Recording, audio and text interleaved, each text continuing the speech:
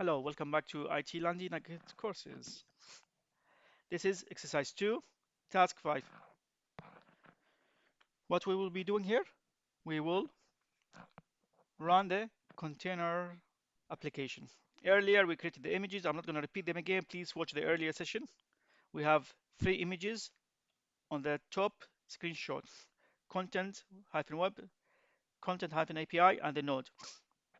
These are Docker images.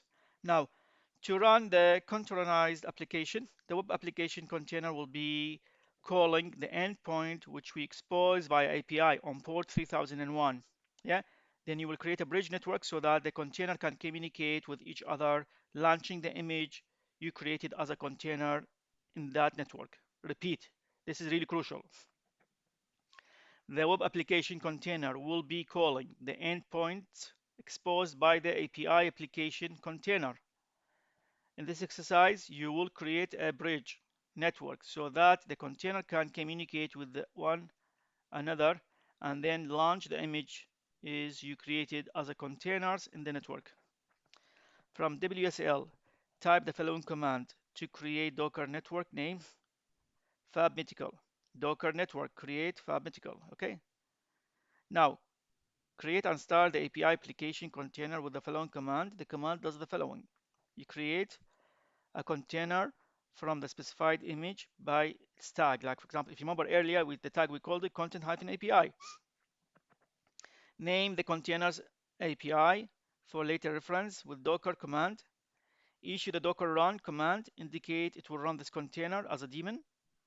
Instruct the Docker engine to use port 3001 to map internal container on port 3001 and instruct Docker engine to use fab-medical network. So Docker run /d -p port 3001 map it to 3001 daemon -name the container API -medical fab-medical content and API. Yeah. Then enter the command to show if it's running or not. Docker container ls, that will show you what is running, what is not. If you want to test the API, just curl to the HTTP because we don't have certificate installed, so you can use HTTP. Yeah. Speakers is the landing page. Now create a start web application container with a similar Docker run command. So earlier we did the API. This time we're going to do the web content. Yeah. So we said earlier tag is the content -web. Name of the container this time we're going to call it web. Yeah. So we go the tag, we go the web, and then you go the port 3000 to be defined as well. Yeah. You can do the same thing. Okay. And then last thing you do after creating that one, you can enter the command to show the container again with the API listed. The web container shows dynamically assigned port mapping itself to the internal port 3000. So if you notice here, I didn't do the on D, like instruct the Docker engine to use port 3001 and map it to 3001. Here we are using dynamic code port from the portal against, -D, yeah, dynamic port against 3000, which is the internal. Okay, something like that will be, if you notice, you test the web application by curling into it on the port 3000, and the landing page is speaker.html.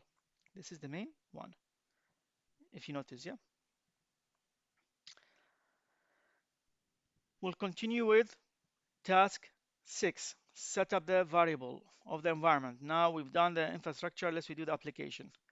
In this task, you will be configure the web container to communicate with the API container using an environment variable. You will modify the web application to read the URL from the environment variable. Rebuild the Docker image and run the container again to test the connectivity. From WSL, stop and remove web container using the following command. Docker stop web application. Docker remove web. So we deleted, we stopped it, we removed it, okay? Validate that the web container is no longer running or present using the /a flag docker container ls/a. Okay, and it's no longer there. Navigate to the content web data access directory.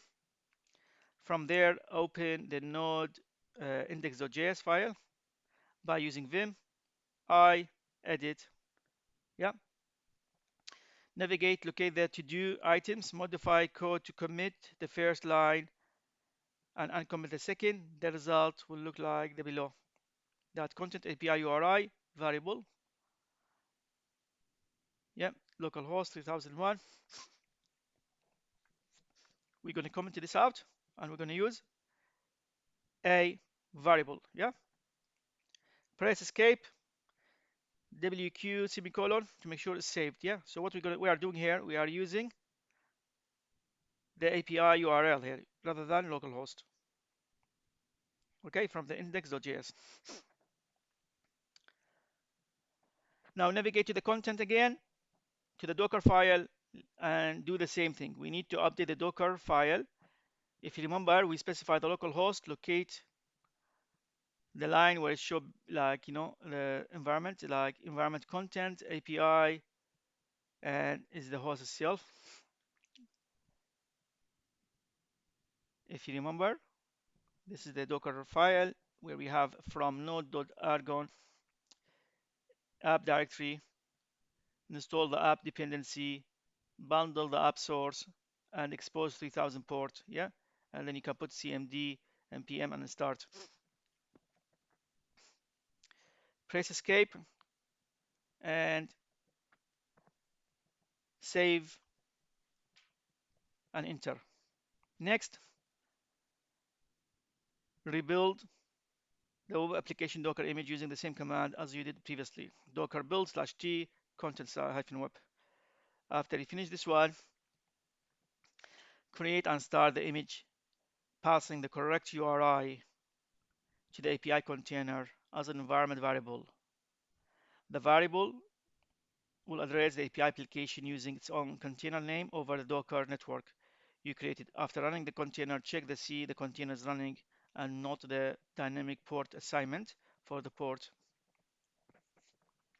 So docker run /d/p port blank. Yes, remember, no specifying dynamic. --name. Web is the container name. --net. This is the network. Yeah, if you have multiple. Yeah.